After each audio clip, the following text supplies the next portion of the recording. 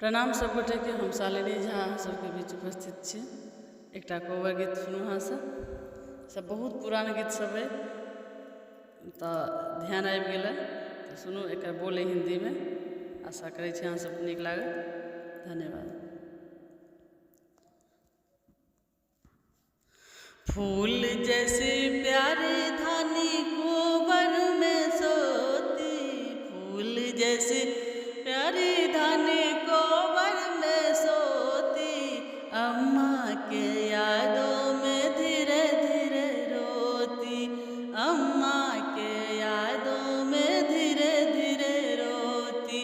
फूल जैसी प्यारी धानी कोबर में सोती, फूल जैसी प्यारी धानी कोबर में सोती, अम्मा के यादों में धीरे धीरे रोती, अम्मा के यादों में धीरे धीरे रोती।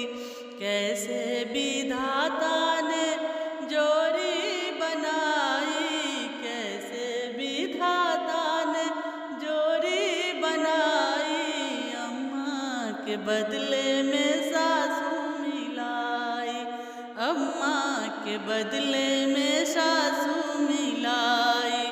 फूल जैसी प्यारी धानी कोबर में सोती, फूल जैसी प्यारी धानी कोबर में सोती, भाभी के यादों में धीरे धीरे रोती, भाभी के यादों में धीरे धीरे रोती।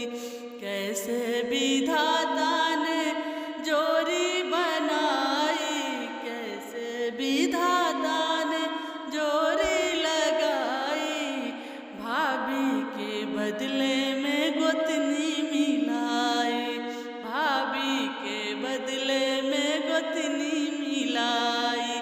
फूल जैसी प्यारी धानी कोबर में सोती, फूल जैसी प्यारी धानी कोबर में सोती, बहनी के यादों में धीरे धीरे रोती, बहनी